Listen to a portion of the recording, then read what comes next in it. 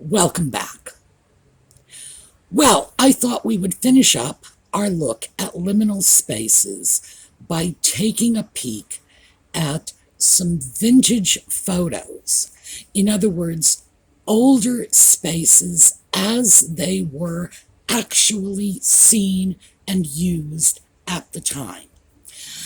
So most of the photographs you're going to see are old. And we do have a few reconstructions.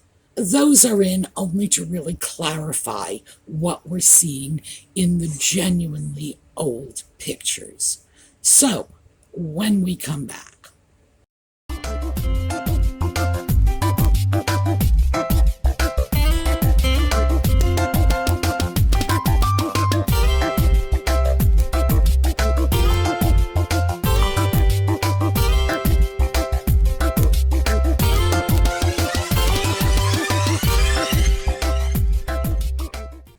So we are starting off with the waiting area of a train station.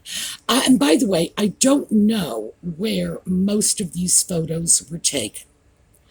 When you see pictures today of train stations, they are identified.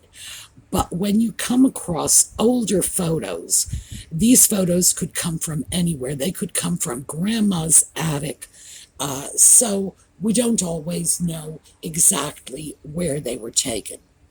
This appears to be a small station, and I base that on having actually seen small train stations in the 1950s and 60s.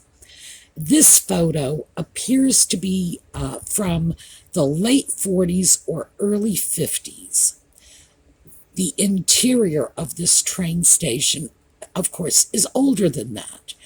And we can see in particular the line of chairs that we have here. And I'm going to show you better pictures of this seating. But this is of a style that would have been popular in the 20s or 30s. So let's take a look at the next image. This is a restored train station, and it has the same line of seating. Now, I included this even though this is not a good restoration. There are many things that are wrong with this. For one thing, that potted plant in the corner would not have been there at the time. The metal coat rack is anachronistic. The exit sign over the door. I don't believe the ceiling fan actually would have been used at this time. And as you surely noticed from the previous photo, there would have been standing ashtrays everywhere you looked, because that was a very common feature of liminal spaces back in the mid-20th century. I did, however, want you to be able to see the chairs and why it is I said these are from an earlier period. When you look at the seats by themselves, the fact that they are streamline modern, in other words, American Art Deco, becomes very, very apparent. This is not a style that came into being in the 50s. This is a style that came into being in the late 20s and the 1930s. So, even though I'm not saying this is a great restoration, it sure is a great view of the seating, and that seating is authentic. I included this picture. This is just showing how commonly used trains were. Everybody was taking the train. Platforms were crowded like this on a routine basis. If you went into a train station in the middle of a day, this is what it looked like. Also, it's very nice to see the beautiful columns and this wonderfully decorative work they have on the apron of the awning. Very impressive. But yeah, this is what it was like to get on a train back in the day. This is great. Separate benches for Democrats and Republicans. I have no idea which train station this was at, but apparently your politics chose your liminal spaces for you at one time. And this was just such a fun picture. This is a photo of an older train station. You can absolutely see the age of this. It would have been an early color photograph. So I'm thinking maybe 1950s. Obviously a contemporaneous photo. It does not look like this station was in use at the time. In other words, this isn't just a photo of a station when no one happens to be occupying it. It appears that the station is closed down. There are no materials in the pamphlet racks and no notices on the boards. So I'm thinking this is a station that was probably closed down or on the verge of being closed down. This is another station that has been photographed today in the modern times, but clearly predates this period.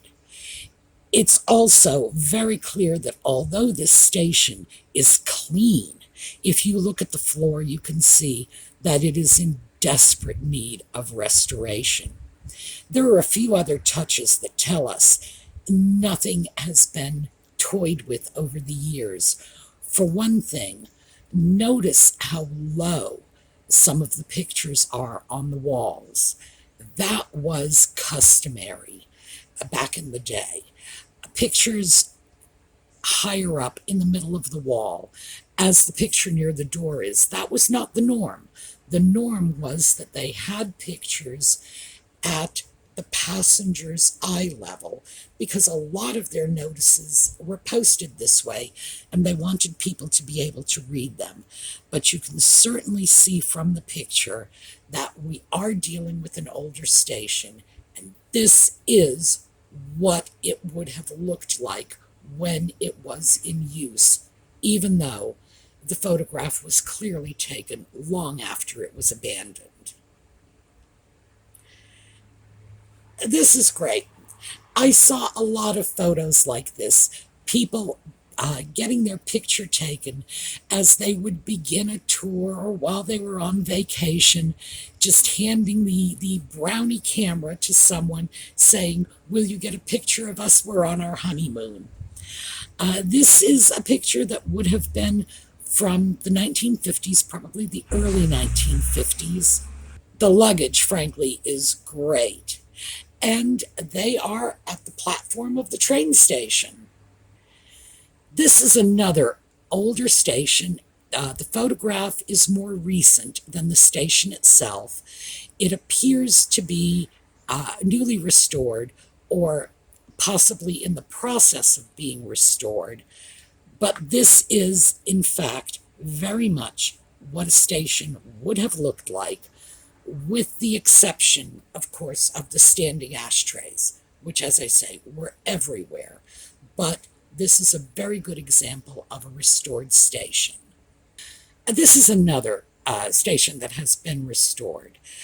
Again, we're looking at something that appears to be a good example, with the exception of the missing ashtrays, because keep in mind, smoking was ubiquitous, and so were the little smoking accoutrements, very much like what a very small rural train station would have looked like. Limited waiting space, because they would not have had very many people lining up for their trains. This is the exterior of a station, and I just wanted you to have a chance to see these benches. Benches like this are just great, so I grabbed them when I could find them. Another one. This is a nice view of a streamlined, modern, circular bench. You would have just sat all around that bench. This is a variation on public seating, a style that's called a Bourne, as in Jason Bourne, just that simple.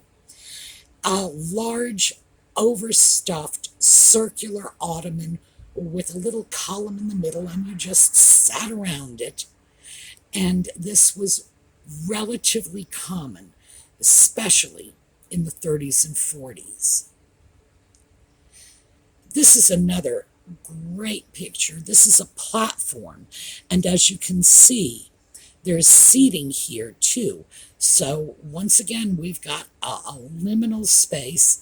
It was designed for outdoor waiting.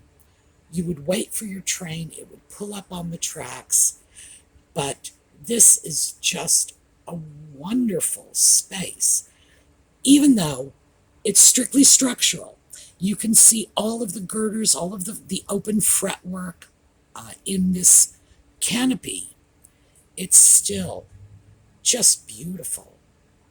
This picture is from the early 60s, somewhere between 1960 and 1965, I would guess. This is a train station, just what they looked like, ready to do business, somewhere in the Midwest, because there's a sign for a train to Milwaukee. Notice the size of that television set on the left-hand side of the image, and that would have been used to show the comings and goings, a rather early version of electronic screens showing the arrivals and departures. This is interesting.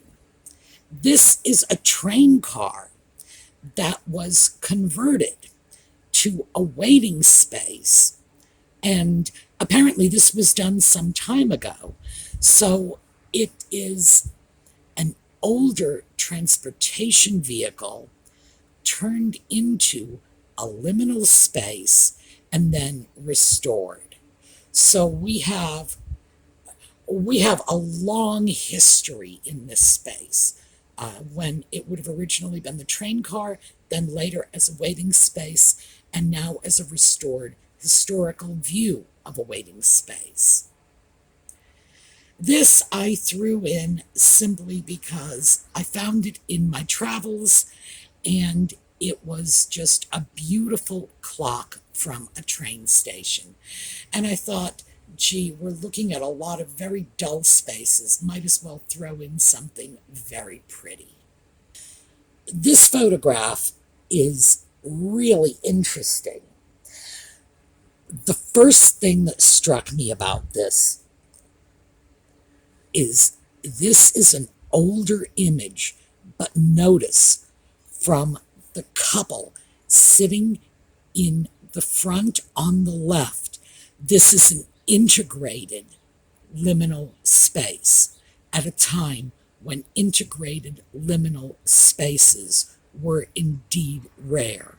We have black people sitting next to white people, and the great thing about it is nobody is dropping dead. Nobody is dying or screaming or throwing punches. And quite frankly, there are some parts of the country when during a time period like this, it simply would not have been allowed. I'm guessing this is probably World War II era. So, fantastic for whatever's going on here. This is a community that was ahead of its time, and good for them. This is not the sort of thing you would have seen in the Deep South in the 1940s. This one, 1960s. This is a bus station. And I'm glad they threw the date up here, because quite frankly, if I had to guess, I would have guessed it at a little earlier. And this gives me an opportunity to talk about the major flaw in my dating technique. When I see old pictures, I look to the clothing to date it. And I would have dated this as pre-1960 based on how the women are dressed. But there's a flaw in this, because these are older women. These are women we would have previously referred to as matrons. I would probably call them young girls because they appear to be younger than I am. Women of this age did not necessarily go out and buy the newest styles. They would wear clothing that would have been familiar to them from their younger days. They might have clothing that has been in their closet for 2 or 3 years. That's the flaw in my let's date according to the clothes. It really only works when you have pictures of young people, because older people don't change their wardrobe with the style every year or every year or two. They will often have clothing that would have been something they had purchased maybe 5 or even 10 years earlier. It's just the way it works. So, as I say, I was glad for the date because my system would have failed me on this one. This is a restored train station. They're working on it. They are trying to bring it back to its original glory. And as you can see, its original glory was pretty darn glorious. This is an older train station. The photograph is more recent. This, I would say the photograph is probably, perhaps 30 or 40 years old at most. You can see from the train station that this is more typical of a train station you would see in the early 20th century, however. 1930s to 1940s, I would guess. But nevertheless, it's nice that it's been preserved on film for us. This is another picture I got just of the seating from train stations. I love these. This is just so streamlined modern. If I could find those chairs for sale today, I would buy them. I would put them in my house. No two ways around it. I love the daylights out of them.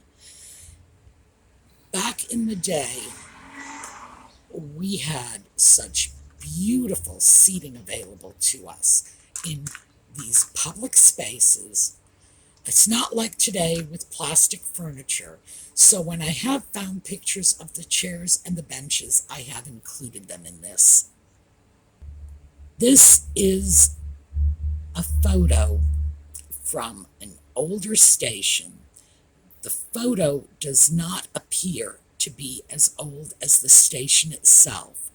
So I'm going to guess, based on what we're looking at here, that this is a photo, perhaps 30, 40 years old, of a station with a train that would have been in use from a much earlier period, probably the 1930s or 1940s. This is great.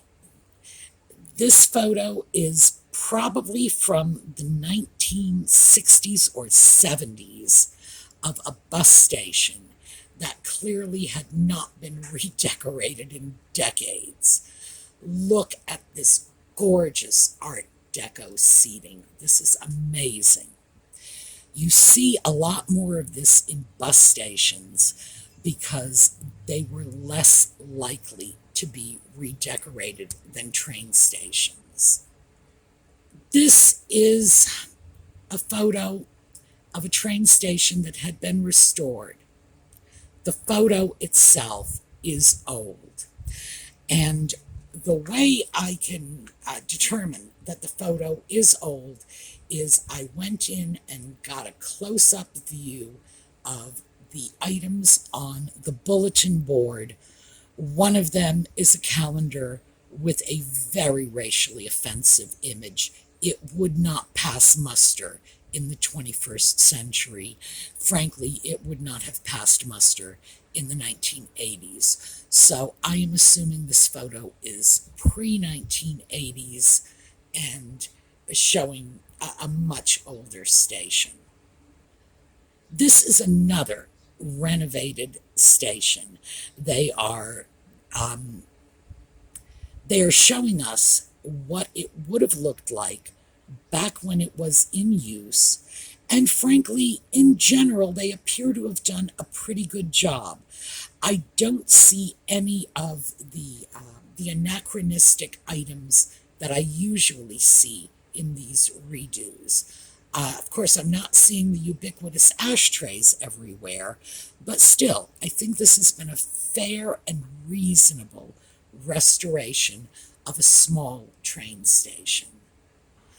Now, let's switch over to bus stations, and we have to do this because this is where we are going to see our gorgeous Art Deco and streamline modern Greyhound stations. Greyhound stations throughout the United States were cropping up all over the place in the 20s and 30s, hence the predominance of Art Deco style in their designs. I have a few interiors, but most of these are exterior shots. The reason for this is the stations have been torn down. They were not considered photo worthy back in the day, but now that we have an appreciation for Art Deco and streamline modern, people are snapping up these images. So, starting off with just your generic Greyhound station, and please don't think this beauty is an isolated example, because I got a lot of them for you. Here's another. Beautiful streamlined modern lines. I love that sign that is just so modern. And of course, the curved corner with the glass block windows. And bus travel was very important in the mid-20th century. And now, if you want to find a Greyhound station, you really need to go into a major city to do it. They are just disappearing. Here's another one. And as you can see, this is a postcard from the Cleveland terminal. We can tell from the fins on the cars, this is the 1950s. But look at these wonderful Art Deco lines. Just beautiful. This is another postcard. And this is the Greyhound bus station from Minneapolis. Again, Art Deco gloriousness. Here's another one. Charleston, West Virginia. Beautiful. This one is streamlined modern, definitely. We see the Art Deco influence, but still. Oh, and the bus. The bus itself is a gorgeous example of streamlined modern style. This is just wonderful. This is another, just a tiny little Greyhound station. Very small. And you can see how small it is in comparison to the ones we saw in larger cities, out like Charleston and Minneapolis. This is certainly from a small town. This is beautiful. Here is another one, our Greyhound bus depot. And here's a close-up of the Greyhound image. Just fantastic streamlined modern styling. Here's another one. I do not know where this one came from, where this station is located. Larger than the one we just saw, so it's probably a city of good size. Beautiful styling. This is another smaller station.